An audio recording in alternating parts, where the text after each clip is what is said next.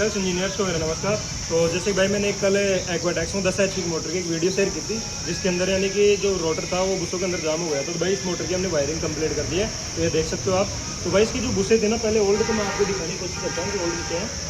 तो भाई ये वाली बुशे थी इसके अंदर, तो यानी कि दो बुश तो LB लगी हुई थी और 2 बुश इसके अंदर RB लगी हुई थी। तो भाई ये जो RB की बुश है ना, ये यानी कि पकड़ कर गई थी, देख सकते हो आप।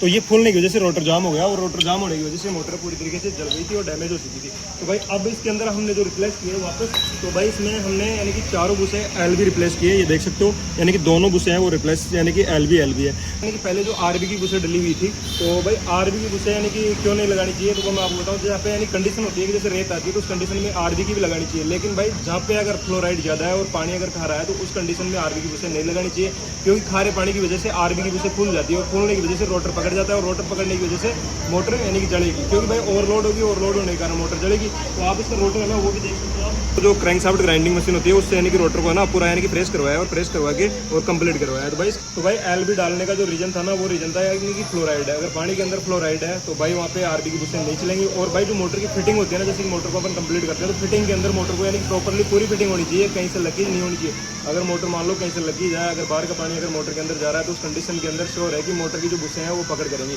और भाई इसका जो बैरिंग था ना, वो मैं आपको दिखाने की कोशिश करूँगा। इसका ओल्ड बैरिंग था, यानी कि पूरी तरीके से डैमेज हो चुका था। भाई ये ओरिजिनल सेट है, और ये प्लेट है ना इसके ऊपर यानी किसी ने लोकल लगाई हुई है, ये देख सकते हो। और भाई अब हम यानी कि इसके अंदर जो रिप्लेस कर रहे हैं सेट, अब हम इसके अंदर जो रिप्लेस कर रहे हैं वो सेट कर रहे हैं जानकी का। ये देख सकते हो जो क्वालिटी है जानकी की, ये वाला सेट है, ये वाला सेट रिप्लेस कर रहे हैं। भाई ये सेट रिप्लेस करने का कारण है कि जो मोटर के एम्पियर है वो एम्पियर भी यानी कम होंगे, क्योंकि भाई ये जो सेट है ना, ये इतना स्मूथली चलेगा इसके ऊपर कि बिल्कुल यानी स्लिपिंग होगी, क्योंकि ये वाला सेट ये पकड़ नहीं करेगा, यानी कि 100% है कि बिल्कुल भी पकड़ नहीं करेगा। और रेत का हो चाहे कुछ भी हो, उसके अंदर ये कटेगा भी नहीं। तो भाई जो इसका अगर ओरिजिनल सेट लेते वो करीबन 3600 रुपये का सेट था, और ये आधी रेट का सेट है। लेकिन इससे अगर ये 10 साल चलेगा, तो ये 20 साल चलने की क्षमता रखता है ये सेट। तो भाई यानी कि जो भी है, मैं आपको यही बोलना चाहता हूँ, जो RB की बुशे हैं, RB की बुशे ना लगाएं मोटर के अंदर, LB की बुशे लगाएं, क्योंकि आपके एक छोटे से यानी कि बचत के कारण यानी कि बड़ा नुकसान होता है कस्टमर का।